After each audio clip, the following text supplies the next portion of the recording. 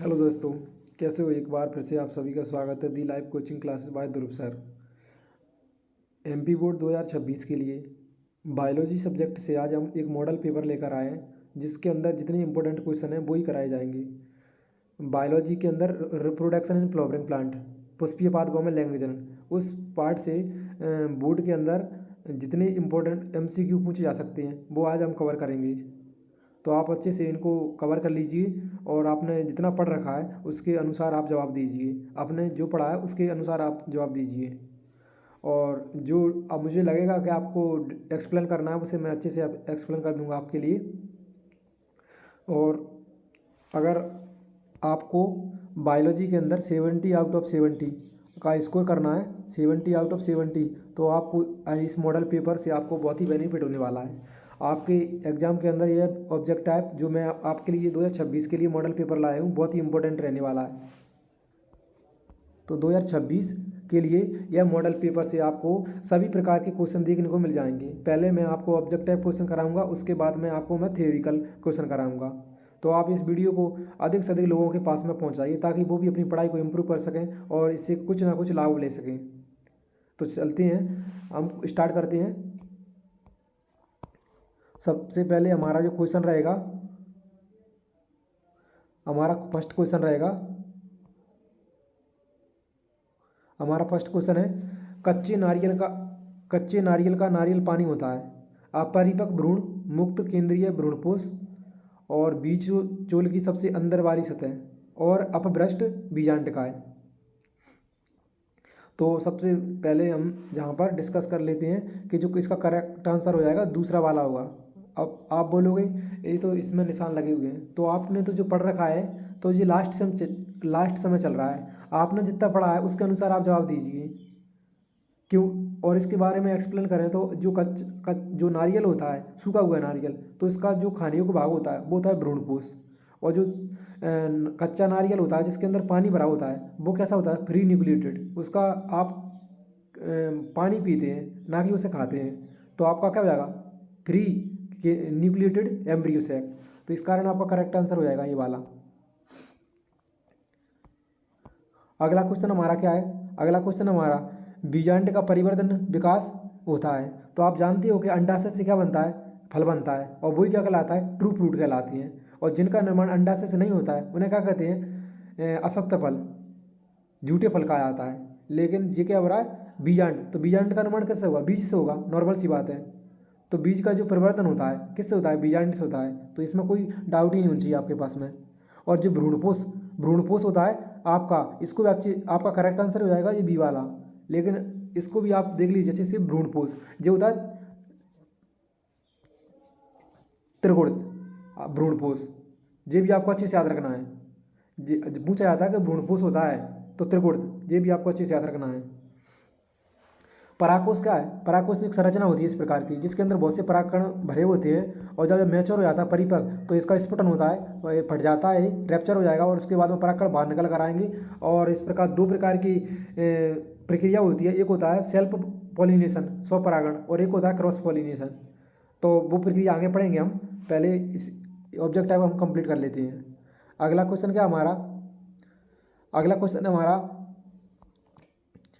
पौधों में परागकोश के अंदर की भित्ति परत होती है, 3 लेयर्स होती हैं परागकोश के अंदर। सबसे पहली को बोलते हैं एपिकार्प, दूसरी को बोलते हैं वो मीजोकार्प, और तीसरी को बोलते हैं एंडोकार्प। तो सबसे अंदर वाली भित्ति का नाम पूछा है तो नॉर्मल सी बात है, टेपिटम होती है, जो परागकणों को क्या करती है, पोषण प्रदान करती है। ये भी आपको अच्छे से ध्यान रखना है। पूछा जाता है परागकणों को पोषण करने वाली भित्ति का नाम क्या है, तो टेपिटम, बहुत इंपॉर्टेंट है ये। पौधों में निषेचन की खोज किस वैज्ञानिक ने की थी, तो आपको ये भी अच्छे से याद रखना है। यहाँ से आपको एक एग्जाम के अंदर ऑब्जेक्टिव देखने को मिल जाएगा। पौधों में निषेचन की खोज किस वैज्ञानिक ने की थी, नवास चंद ने की थी, एमिकी ने, पंचानन माहेश्वरी ने, स्टॉसबर्गर ने। तो आपका करेक्ट आंसर हो जाएगा स्टॉसबर्गर ने। उसके बाद में यहाँ मैंने जो भी 2026 के लिए इंपॉर्टेंट क्वेश्चन हो सकते हैं सिर्फ उन्हीं को कलेक्ट किया है इस मॉडल पेपर के अंदर। तो आप इनको अच्छे से कर लीजिए, यहाँ से आपको पूरे ऑब्जेक्टिव देखने को मिल जाएंगे जिनकी संभावना आने की बोर्ड एग्जाम के अंदर बहुत अधिक है। अब क्या आ गया, डबल फर्टिलाइजेशन। द्वि निषेचन की खोज किसने की थी, किस वैज्ञानिक के द्वारा की गई है, तो वो आपको अच्छे से याद रखना है। नवाशन ने। किसकी खोज गई थी, डबल फर्टिलाइजेशन, द्वि निषेचन की खोज गई है।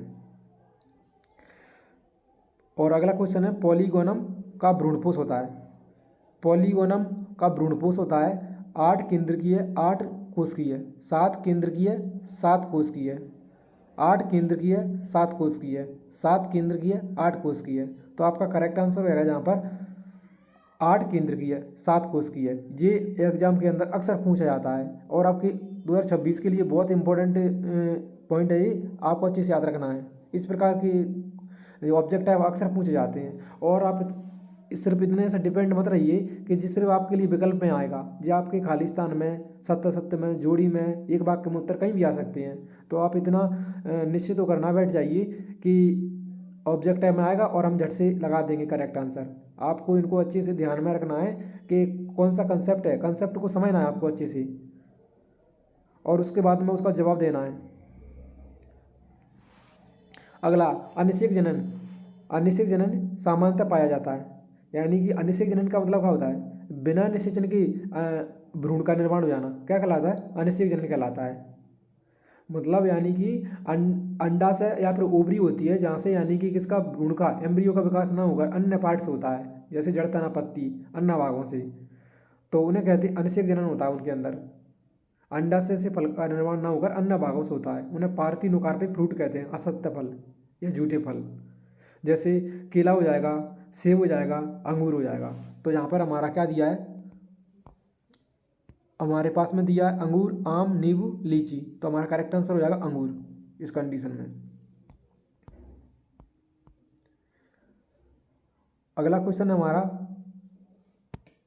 अगला क्वेश्चन है, देख सकते हैं आप यहाँ पर, अंजीर के पौधे में किस प्रकार का पुष्पक्रम पाया जाता है। तो उद्मरक पुष्पक्रम, कूटचक्रक पुष्पक्रम, असीमाची पुष्पक्रम और मुंडक पुष्पक्रम। तो इसका करेक्ट आंसर हो जाएगा आपका उद्मवरक पुष्पक्रम। ये भी आपको अच्छे से याद रखना है। अगला क्वेश्चन क्या है, बेलिसिनेरिया में किस प्रकार का परागण होता है। तो बेलिसिनेरिया का होता है, एक प्लांट होता है जो जल के अंदर रहता है और जल के अंदर 100 सेंटीमीटर गहराई तक होता है और ऊपर तक निकला होता है, इतना लंबा होता है।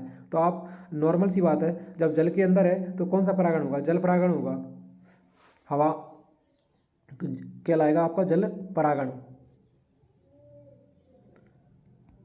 इस प्रकार से आपके इस पार्ट के जो इम्पोर्टेंट क्वेश्चन है ऑब्जेक्ट टाइप, वो तो हमने कवर कर लिए। हम एक और नई वीडियो में मिलते हैं, तब तक के लिए आप बने रहिए इस वीडियो में और अपनी पढ़ाई को अच्छे से कीजिए। आप चाहते हैं कि अपने बोर्ड एग्जाम के अंदर अच्छा स्कोर करें अब की बार बायोलॉजी के अंदर, तो इस वीडियो को अधिक से अधिक शेयर करें लोगों के पास और अपने आप को अच्छे से इम्प्रूव करते रहें, अपनी पढ़ाई को निरंतर जारी रखें, अपना रिवीजन करें। मिलती है एक और नई वीडियो में, तब तक के लिए थैंक्स फॉर वॉचिंग, धन्यवाद।